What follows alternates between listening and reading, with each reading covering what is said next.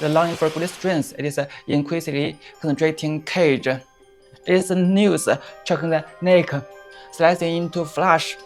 It is an irresistible addiction, the mournful cry before the soul drown.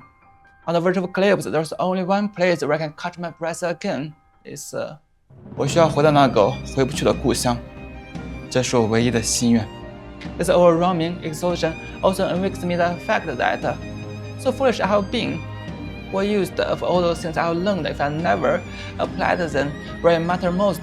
What's the meaning of all those videos I have made if I never recorded the most precious moment?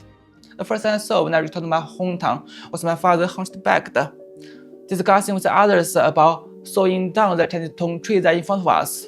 In my opinion, it was unnecessary, but I respected his decision. As a junior school doorkeeper, he labored 18 hours every day for 30 years, raising me and my sister. There's no words in the world that can describe him. None at all. Based on my special appetite, breast pig's head has long become one of the essential custom in our family. I ordered it last night. 10 RMB pure gin and it cost 160 RMB in total. Split, squashed it, brushing pig's teeth, clean the ears and nose. After blanching it in boiling water, we stir fry sugar color and spice, pour them into a pot together with the head.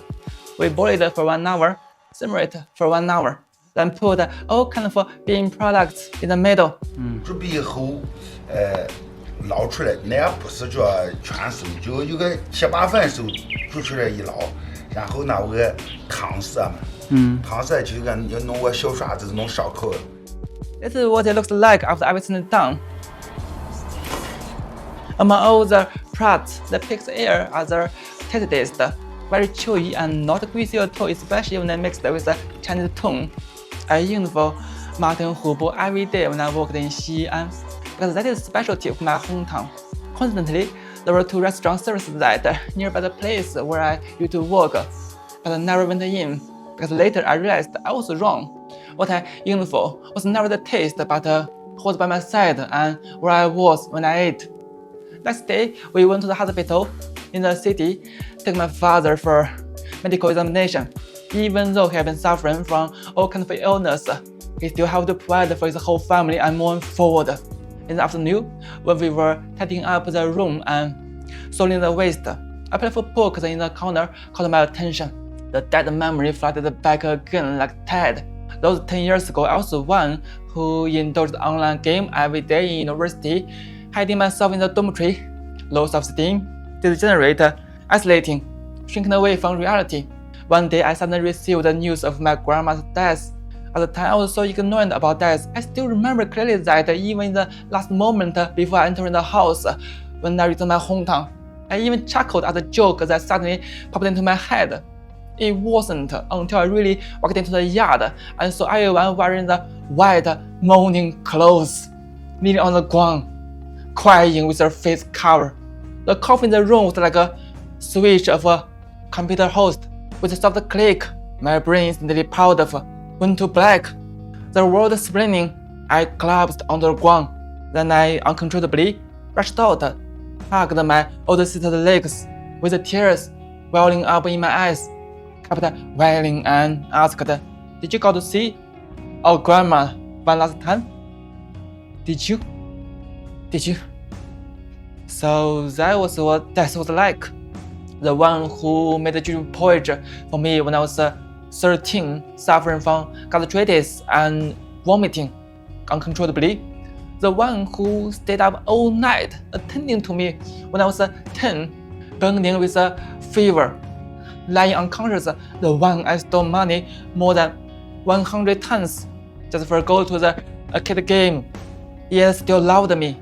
They are gone forever. And the most crushing realization is I felt powerless, hopeless. There was nothing I could do. After the funeral, I bought 3 accounting books and locked myself in a room, forced myself to understand them desperately, day after day. When my older female cousin returned to hometown for New Year, I knelt before her and her parents, crying and kowtowing, apologizing my past foolishness and swearing, cleaning up my act. I rehearsed these scenes in my head, for 1,000 times while I holding those books. And I took the train to 三门峡 for the exam because the sudden loss convinced me that 唯有变强才能够护家人于周全。But I failed in the exam. It's okay, I pulled myself together and I learned another 3 months because there was a quarterly exam. And I took the exam again, but I failed again. By 1 pound, I had been too stupid. I returned home, I calmed myself down, and I learned another 3 months. And I tried again. I still remember I was so frustrated and anxious. I even did a practical test on the train. Finally, with God's blessing, I passed the accounting qualifications. Next year, I passed the junior accounting qualifications too. I deeply understand this accomplishment is extremely trivial, especially compared to that of others, but this is the way I passed. It will be better for me to keep those paths. It must be worse than recycling. This is our field. It used to be cultivated with an apple tree. Full of memories. I still remember after school, I went here to collect a sack of fallen apple. For so, we'll go to the arcade game. 0.2 RMB per斤, that was the price I got. However, currently, Xi'an's supermarkets, the cheapest apple cost 6.9 RMB per斤. Even the rotten one is 2.9 RMB. That was the reason why we stopped growing apples. That was the reason why I hate eating apples. That was the reason why I strongly urged my father taking care of himself rather than farming. Some fields need to be overgrown with weeds, don't you think? The high-speed train of time past my father left nothing.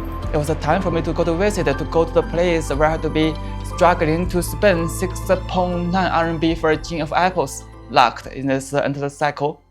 Life after life. Oh, Father, tell me, do we get what we deserve? Oh, we get what we deserve.